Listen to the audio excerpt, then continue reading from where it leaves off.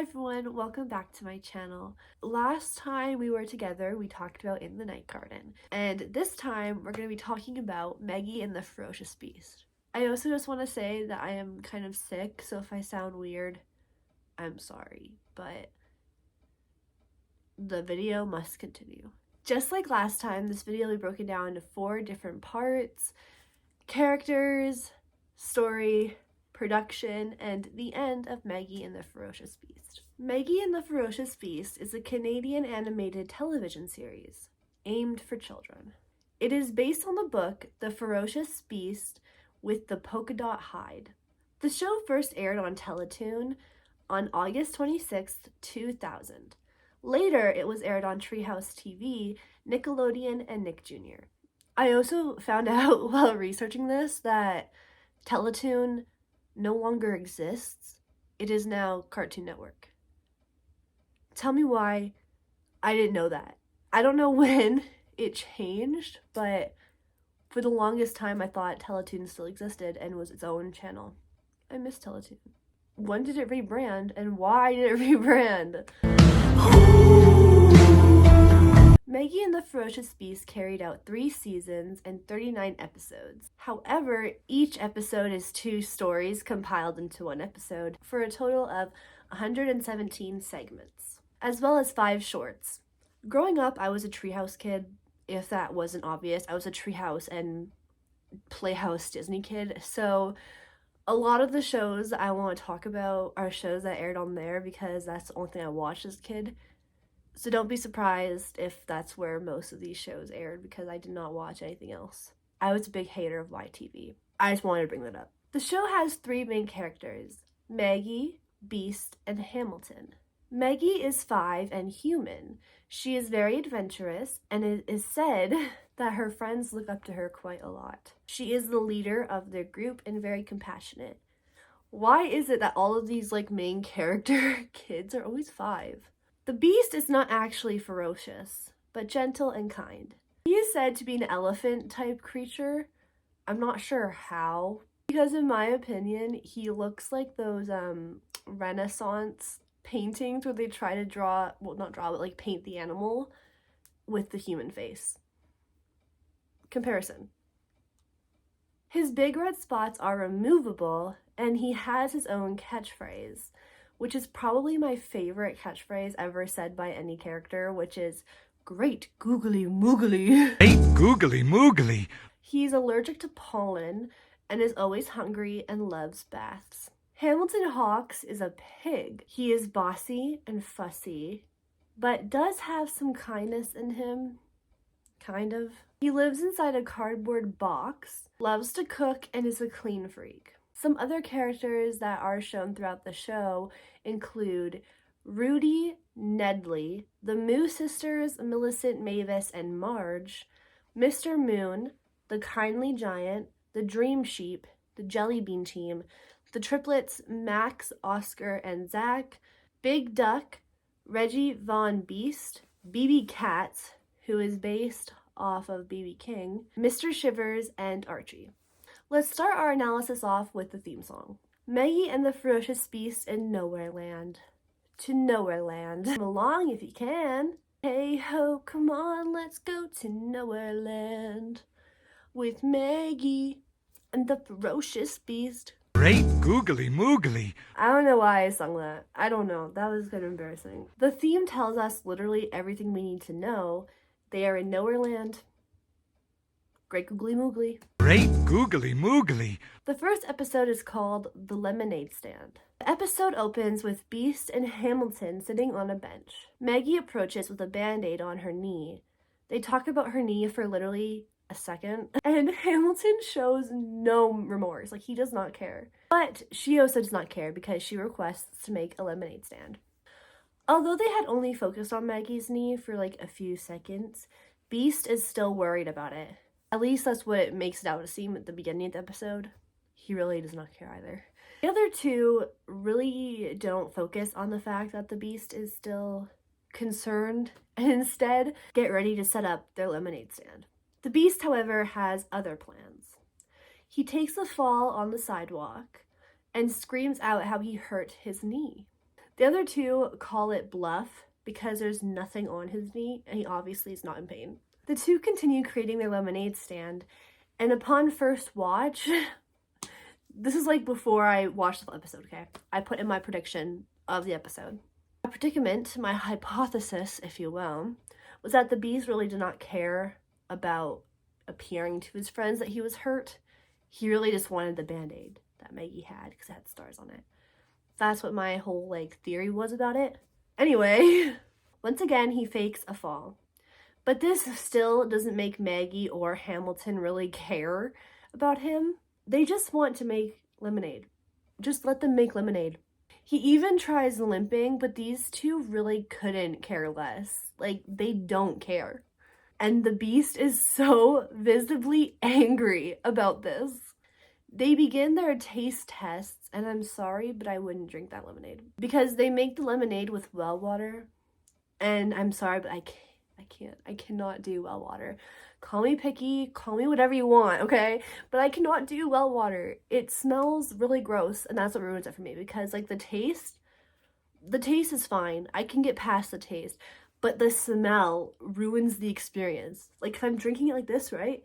And all I can smell is blended rotten eggs. I don't want it. I don't want it. Anyway, time passes and no one has come to the lemonade stand. So Hamilton asks Beast to walk down the path to see if anyone is kind of near to advert them over to their stand. Beast complains that his knee hurts, and Maggie's like, "Are you serious? That's still hurting? Be for real."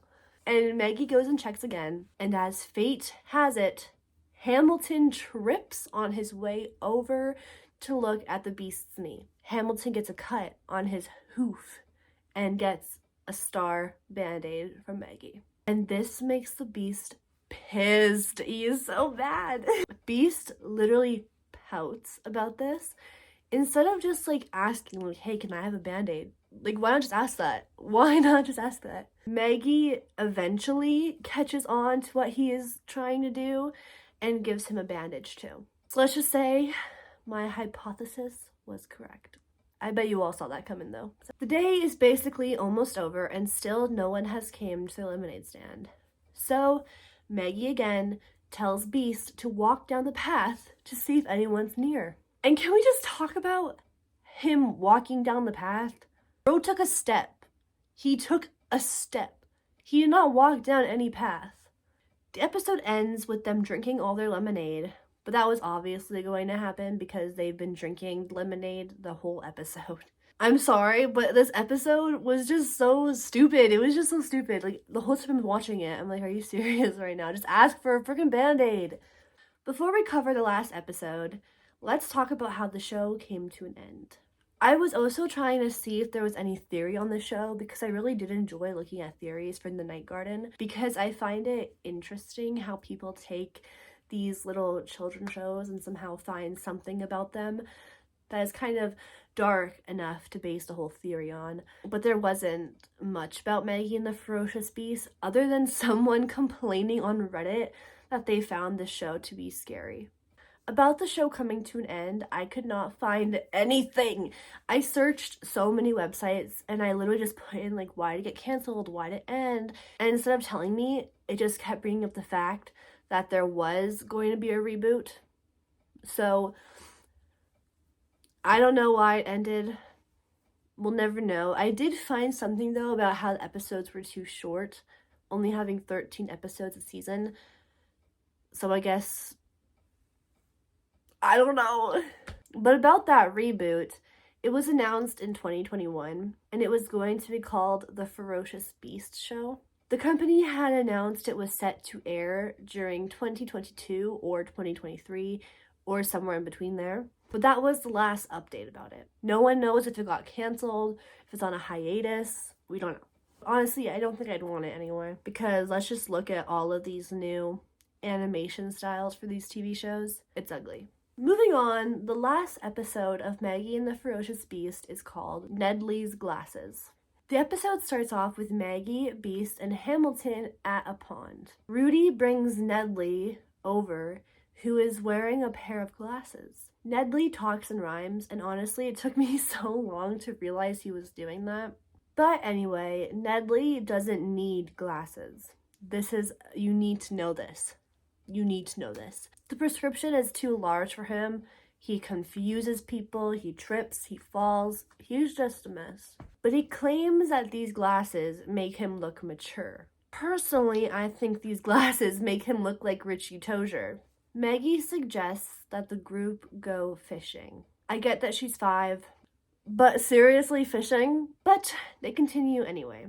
And as soon as the scene opens, Hamilton says how Nedley had already fallen into the river 3 times, plus they're fishing with strawberries. Not just Nedley, all of them. Nedley catches a rubber boot. Maggie then suggests a bright idea to play hide and seek. And part of me just feels like she's finding the fact that Nedley can't see to be very funny, because why would you suggest that? The Jelly Bean team wanders over and are then invited to join their game of hide and seek. And of course, Nedley is the seeker. The other people hide until it's literally sunset. They started this game midday. And honestly, I'm surprised they stayed hiding for that long, because I wouldn't have. I would have went home. And Nedley ends up finding none of them. The episode ends with Maggie taking the glass out of the frames. I don't know why none of them thought about doing that earlier, but I'm sorry if this episode's kind of short, because now I'm kind of realizing that that's the end. I only covered the first and last episode. I should probably start doing more, because this is really short. But I really did enjoy making this episode of nostalgic deep dive things. I don't even know what to call this. Even though I have been hating on all the characters, I really liked it, because as a kid I loved this show so much, and getting to rewatch it a bit reminded me of this other show I used to like on Treehouse TV, and I kind of want to talk about it, but I'm not going to say what that other show is, just in case it's another Vampirina situation, because if you guys saw my little reel, if not, it's okay, my YouTube shorts, okay, I don't really care. My sister had suggested that I did a Vampirina video, because I hate her, and it was a really good video, and I was hating on all of them so much, but then I realized that, like, Disney doesn't put their episodes on YouTube, so I can't take the episode and edit it over the video like I do with these episodes, so I couldn't do it. I don't really care. So I'm not going to really say anything about this other show I want to do, just in case it's not possible. It's probably not going to be the next episode, though, of this, because I have other plans, but it will probably be added onto the list. Anyway, all the sources I used are linked in the description below. Let me know if you enjoyed this, and please leave suggestions of other shows I should cover. And yeah, bye!